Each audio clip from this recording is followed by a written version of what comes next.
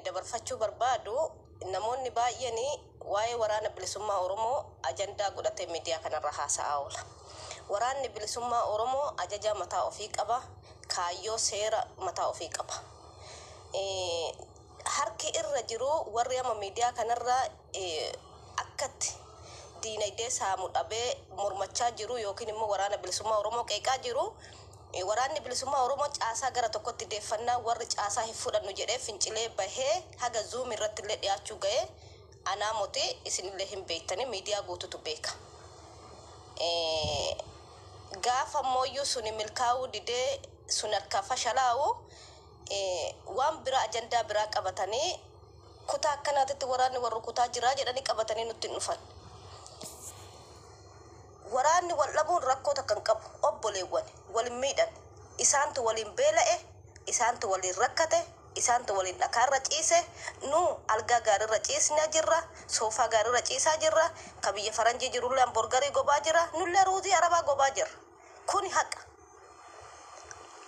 waan hoggantootallee haa ta'u jala haga gubbaatitti rakkoo ofii fulachuu danda'an nu bakka kana teenyetirree furreetirlee hin beeynu furuufillee hin teenyu ho dubbii abaasuudha ta'e malee intalatti tana muutii godhi gada manqaarraa kanaafuyyuu namni beektaa gisee baay'ee irra deddeebi'anii kijibni dhugaa fakkaatti hoo irra deddeebi'anii dubbatan caasaa waraanni bilisummaa Oromoo diriirse garee muraasni maali fudhachuu dide maaf fincilee bahe maali rakkoon anaaf gaaffidha. Eshi waraanni wal dhabuu duruu wal dhaba ammaa moti biyya biraatiyyuu ta'anii nu daa'imaa moti beek nama waggaa 30 olitti daa'imman ammas keessa hin jirtu asitti moti gaafa biyya biraa jiranuu waraanni wal dhabaa ture amma maaliif ka ammaa kuni bahe maal irratti wal dhaban kaayyotam irratti wal dhaban rakkoon isaanii maaliin eenyu furachuu danda'a nu warra miidiyaa irraa odoon ta'in warra achi jiru santu dubbii tana furuu danda'a yoo diinatti wal kennuu hin taane yoo dabarsineetoo bakka kanaatitti waan akkanaatti jira jennee kottee diinatti kennuu hin taane nu fardeef nuuf inni tokkollee hin jiru haqni jirtullee isa kana dubbiin immoo asirratti haasa'amu kun kijiba beekaniyyuu waraanni bilisummaa Oromoo bakka jiru maal akka dalagaa jiru beekaniyyuu yoo saamicha ta'een alatti wanni waraanni bilisummaa Oromoo miidiyaa kanarratti jajjamuu fi akkaawuntiitti baazawwan amma suma waan nan dubbadhu ummanni akkana jedhu kun bilisummaa hawwaniitillee beekani hin hawwanillee gara fuuldura maal jedha na gaafadha gaafa Oromoon bilisoomte Oromiyaan lafa of dandeesse taate waraana bilisummaa Oromoo deeggarraa qarqaarra jedhanii saamichi hin jiru hin ejjeta maaliif hanna baranka oggaa 50 guutuu ummata Oromoo saamamu maqaa waraana kanaatiin maqaa dhaaba kanaatiin kanaafi fincilanii bahanii Oromoo burjaajechuu barbaachisiise malee waraanni wal dhaba walaa dhab obboleewwani hay waan irratti wal dhaban mana keessattuu bar obboleewwan garaa takka baate bar dhukkee walirraa kaasti mote nama kaayyoo bakka takka dhufe deessite maal rakkoo qaba maaliif isu nama barbaachisiise maali miidiyaa irratti qabatame haasa'uu nama barbaachisa eshi miidiyaa irratti haasofne waraana isa walitti araarsine walitti deebisne tokko goone ofuma walitti deebanii tokko ta'an kanaafuyyuu holol lakkanaa ilmaan Oromoo hedduudha ba'uu qaba ammas taanan borus taanan nu ga'een nu taphachuu dandeenyu yoo dandeenye waraana bilisummaa Oromoo qarqaaru yoo dadhabne immoo afaan keenya qabannee taa'u ga'een nu qabnu tana qofa bichaadha haganani beekut hagan dhaaba jalatti baradheettillee danda'u birane jedha dadhabuun afaan kiyya zibbitti godhadhe tanan ta'a isa kana ga'een nu taphachuu dandeenyu abbootiin keenyas keessa jiranii yoo ndogongore dhiifama guddaa Galatoomi yaada akka kanatti ibsachuun gaarii indirect yaada keessa keessa jiru galatooma yaa amma waan tokko waan na gootu ijoolleen kenna dargaggeessi akkuma muka cabsu dubbii cabsaa jedha jaarsi dhugaadha yeroo dargaggummaa onneen tuni nama utaalti nulli akkanuma taane keessa dabarre akka har'aa kana laafnee akka teepha dhiisisaa tolee hin lallaafne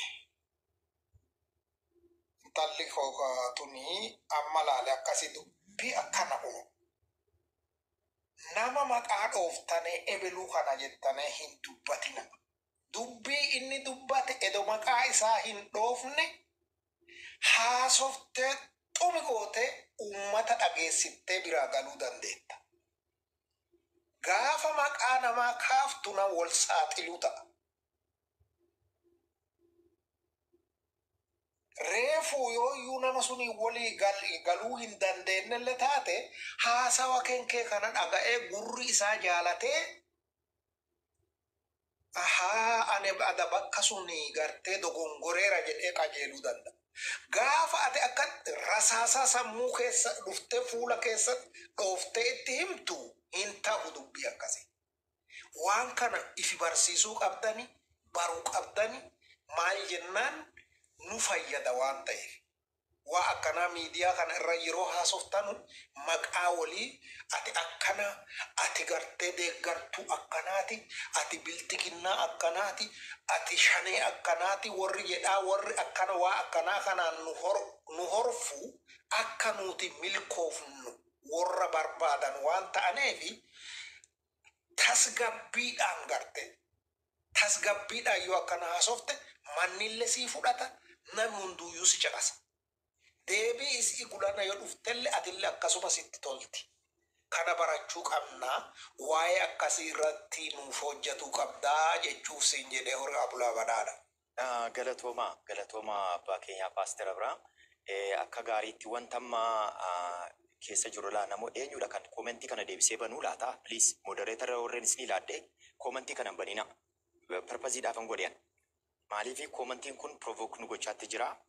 Namoota trigger gochaa jira gajallaati please commentii dhiisaati focus goonu alaama dastaanis jira Paaster Abrahaam kaleessas waa tokko kaafnee jirra rakkoon Oromoon ammattiin social media kanarra deemaatti jiru baduu qaba rakkoon keenya salphinatti nu geessaa jira malee waan nu gargaaraatti jiru hin jiru kanaafuu mee sanyiin jira amma rakkoon keenya gaaddana keessaa aasoftanii baatanii riikaardii godhachaatti jirtu achiin modhattanii mana bantanii mana banuutti akkas ta'e warri jettan adaraa keessan waan kana sirreessaa hin jirru maaliifan akkas isiniin jechaatti jira kaleessa mana kana keessatti an irriba hin rafne fuula rabbiittan isinitti hima hin rafne namaaf hin gadditan isin garuu har'a garaman yeroon irriba koorraa ka'ee dhimma kootiif deemu akka carraa ta'ee sooshaal miidiyaa irratti ba'u sagalee nuti mana kana keessatti kaleessa gaarummaa nuti dubbanne namoota jala keenye egeree at least waan kana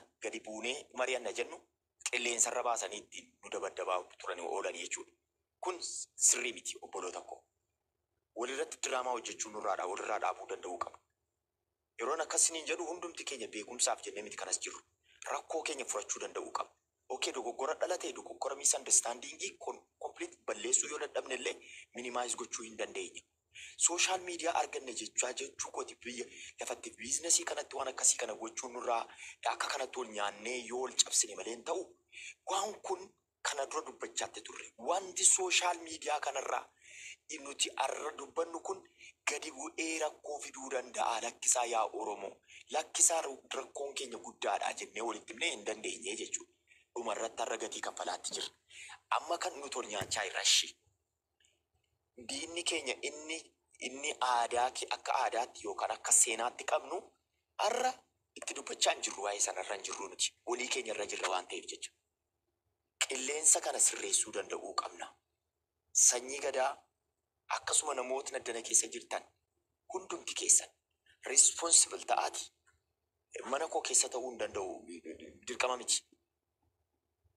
Hundumti keenya walirratti waan kana irratti duullee waan kana balleessine qaama keenya amma nuu danda'ame focus goonee galma qabsoo kanaatiif furmaata akka taanuun jaalalaaf kabajaan isinitti isin yaadachiisuu barbaada. Na yaadadha ammallee ani yeroo hundumaa example nama tokkittidha kan hin qabu waggaa shanan kana keessa waan an dhaga'e. Namni jaarsi obbo Ayilee jedhamu gaafa sana biyyuma alaa keessa jirra gaa hundumti keenya. Gaafa adda waraana bilisummaa Oromoo hiikkachiisanii gashuudhaa fi teknik community sana walitti qabaa turan gara nama 70 wayii sana mana guutuu keessatti bu'aa jaarsa mana ga'u jechuudha.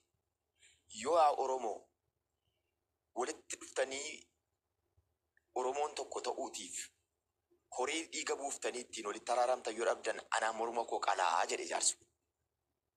Fuula rabbiitti isinitti laayifiin dhaggeeffachaa ture amma ammaatti sammuu koo keessaa bu'u egzaampilii manaa ta'aa jira jechuudha. Namoonni tokko tokko ofii isaanii lubbuu kooyyuu na baasaatii Oromoo tokko ta'uu jechaatti jiru. Nuti immoo har'a waan kana irratti deebisnee akka Oromoon garbummaa rakkoo jirtu irratti deebifnee bardanii ol barbaachisaa akka jirrudha kan amma argamaa jiru. Maaluma taa waan gaarii tokko jennee mee namoota addana keessa jirru keessaa nama meeqatu ashuraansii qabdu bara haaraatti deemaatti jirra yoo rabbachiin nu ga'ee jireenya kontiraataa any moment akka carraa ta'ee jechuu kooti ol dhabuu jirra jechuu kooti forever garuu ammaa farra wal nyaachaa jirra maaliif akka wal nyaannullee walitti muttiin jirru amma nuti garuu Oromoodha jechaa jirra. Oromummaan keenya kuni lafarratti hojii hojjechuu maaf dadhabee namoota akka baala harcaan kanaatiif maaliif dhukkubsachuu dadhabne of course yesaan konsarnii keessan naa galanaaf gandummaan gaafa farri qabsoo Oromoo gandummaadha. Oromummaa identity irratti tu focus gona taanee ta'e har'a kanarra hin geenye. Hayyoonni keenya warri baratan warri illiit warri jennu kun utuu gabba'anii waan akkasii kana dhaabi jedhan yoo ta'e ganama gaafa jalqabame san har'aa naaf isin hiree kana baannoo turre. Diinoti keenya garuu akka gaariitti irratti hojjetan. Nuta Allaahoo godhe isaaniinis. Nuti isteejii laateef nuti ajandaa isaanii baatee ittiin hojjete. Amma waan isin kabajaan isin gaafadhu an beekee miti. Beektota waan taataniifan isinitti dubbachaatti jira. Waan amma keessa jirru kun nu gargaaraa hin jiru. Maaliifiti cichitanii qabannee jirra? Maaliif waan kana keessaa baakaap gochuu dadhabne kan jedhu yaada qaba. Dastaatti fufi. Egaani wanni guddaan wanti ani yeroo baay'ee ani yoo akkas namni walitti qabamu nama narra waan qabsoo bilisummaa Oromoo mooraa qabsoo bilisummaa Oromoo ijaaru itichuu yaada naqaruu muuxannoo qaburraa naa qoodee dhaga'uun dhufa. Yoon immoo danda'e amma hin danda'u waan irraa beeku dubbadhee hubannoo waliif laattee wal qartee gartee hubannoo qabdu walii qooddee fuula kee gara mooraa diinaatti qajeelchitee diinarratti xiyyeeffattee hojii qabsoo roguma jirtuun ba'achuutti namanaa. Irra baay'een keenya namni biyya namaa jiru iyyuu fira qabsooti yeroo fira qabsoo ta'an immoo waan goonutu daangaadha sanuu jaaramuudha. Sanarra kan darbe immoo diinagdeedhaan shoora qabsoo kee qooda qabsoo kee ba'uudha. Sanarra kan darbe waan biraa waan gochuu dandeenyu hin qabnu. Dhiboofnee miti haalumtii bakka nu jiru kana nu hiyyama. Kana haala waan addaa waan goonu qabnu. Sana gochuu dadhabuutu jira. Lammata immoo gartee namni biyya namaa jiru baay'een keenya waanuma nama jedhe kana qofa goona. Fira qabsooti qaama qabsoo kanaati ijaaramnaa. Ijaaramnee olola mooraa qabsoo irratti haggaamuu afaan faajjii hawaasa keenya keessatti arachuuf deemu qolachuudha. Sanarra kan darbe ammoo diinagdeedhaan gartee shoora qabsoo ba'uu ala waan addaa waan gochuu dandeenyu hin qabnu. Sanuma wanti gochuu dandeenyus. Ammoo yeroo baay'ee waan asitti walitti qabamnuuf gartee wal dura dhaabbatu gartee waan nu hin ilaallanne baay'ee keessa gaggaluu gartee yoo jaarmiyaa deeggaru keessa hanqinatu jirate jaarmiyaan caasaa qabaa. Karaa caasaa sanaatti deemanii rakkoo keessoo jiru yoo furtan gaarii jedhanitti immoo gaariidha. Sana ammoo kanan jedha sanarra waan darbeen jedhu biraa garuu ani aga danda'ametti wanti namoota kana walitti fidu nallee isinitti na fide isinillee walitti nu fide namoota waliin beekne kan waliin teessisu waan sabaati. Erga waan sabaa ta'e immoo qeeqa ijaaraa qeeqa mooraa qabsoo itichuu akkaataa barbaachisuu fi bifa ololaaf toluun gochuu dhiifne bifa gartee afaan faajjiif tolu gochuu dhiifnee wanni amma goonu baay'insaa gartee namni ani hubannoo qaba jechaan jiru namoota hubannoo hin qabne tarii hawaasa dammaqina hin qabne namni dammaqni namaa caala waan ta'eef afaan faajjessuu danda'a burjaajessuu danda'a. So ololaaf tola waan ta'eef qeeqa ijaaraa immoo karaa caasaa fi adeemsa naamusa qabuutiin yoo goone irra gaariidha. Sanarra kan darbe garuu ayyaanaan yeroo dheeraa fi hugguramee turee hiree namaa kennuun gaariidha. Anaa fi lubni illee dudubbanne namuu dudubbatee jira. Ayyaanaan calqaba seenee yaada isaa akka tokko ibsate san booda hin huggurame waan ta'eef hiree isaaf kenniiti. Waan gara fuulduraa garuu rakkoo naamusaatu jira. Rakkoo naamusaa kana yeroo baay'ee kaaseera. Deeggaraa rakkoo naamusaa qabaachuu danda'a. Ni qaba.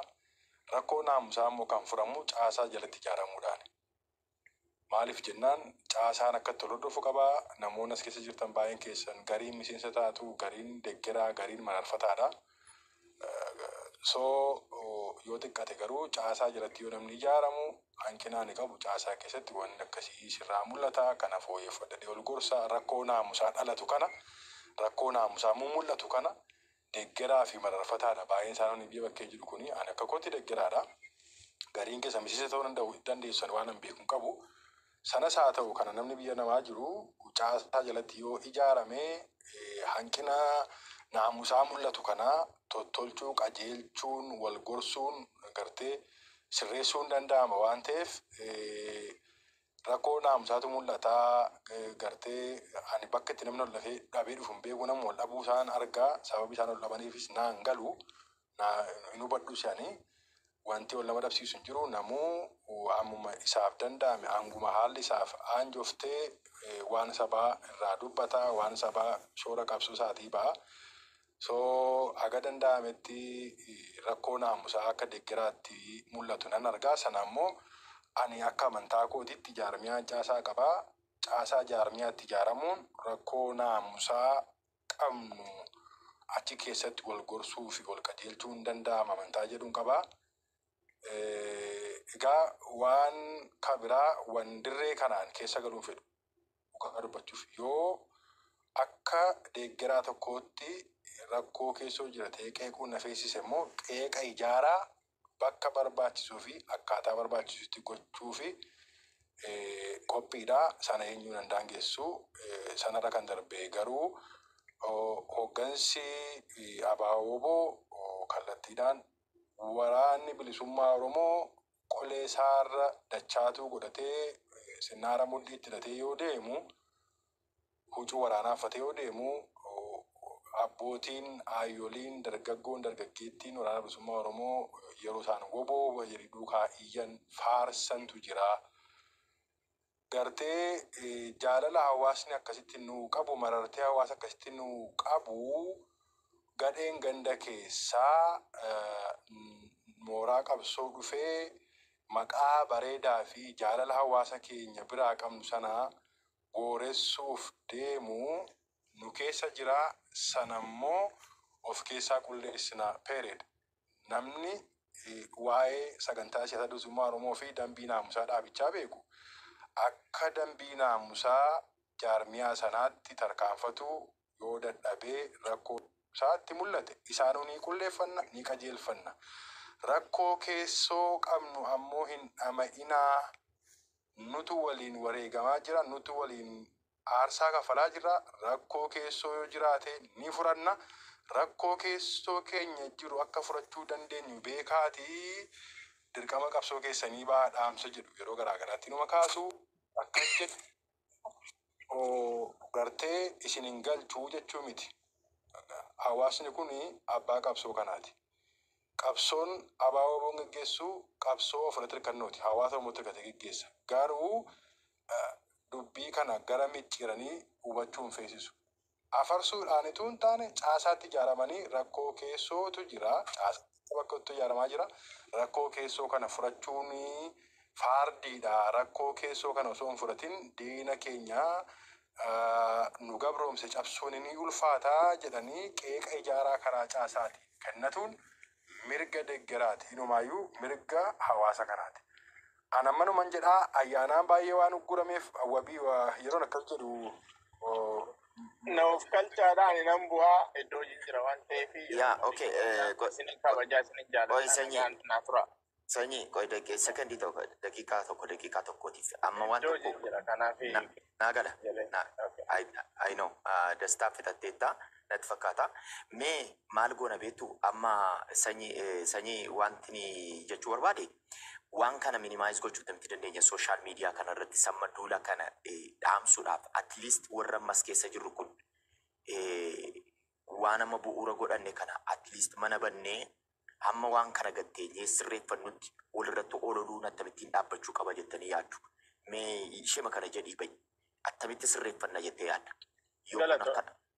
Galatoomi namoota yaada gaggaarii qaban kan akka Dastaafaa kan akka abbaa keenyaa fa'aa kanuma namootuma yaada gaggaarii qaban gama lamaan iyyuu yoo danda'ame keessan irratti haasa'amee dhiibbaa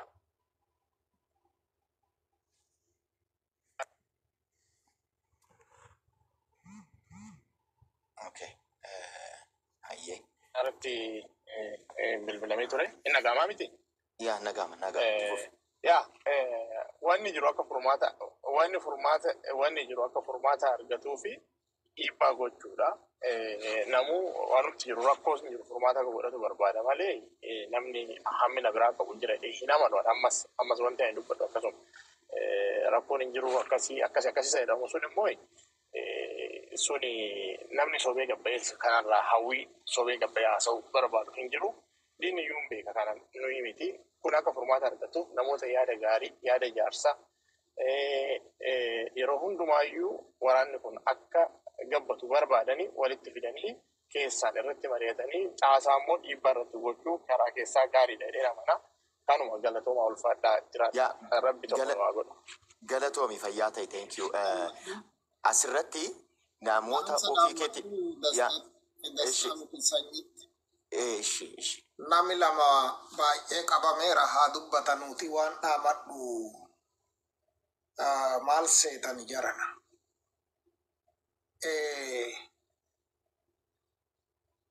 Nami dubbii balleessu beektaa nama wal dhabe lamaanii miti. Gaafa jaarsi qulqullichi hin jirre ka dubbii nami lamaa wal dhabe sun gama gamaa hafarsu jiraate hammeenyi suni ka warra sun lamaanii qofa ta'ee hafu hin babal'ata. Nuti dhiibbaa goona yoo jenne nuun kunuu walii galuu qabna. Nu walii yoo gallee jenne warra sun dhiibuu dandeenya. Karaa tokko roga tokko irra deebinee gaafa walii gallee jenne warra sun maaliif kana gootanii jennee dhibbatti haalaan baan jedhanii kajeeluu dandeenya, qeequu dandeenya, gorfatuu dandeenya. Kanaaf nu yeroo hunda mana kanatti walitti dhufna. Dadhabaan kenna asuma dhufaa, danda'aan kenna asu dhufaa, hayyuun kenna asuma dhufaa, wallaalaan kenna asuma dhufaa, ka dhufee nu lolee nu biraa deemullee jira, ka nutti gammadullee jira. Akkuma sun warra sun keessaan tokko ta'eetis sanyi dubbii tana hin obbaafna.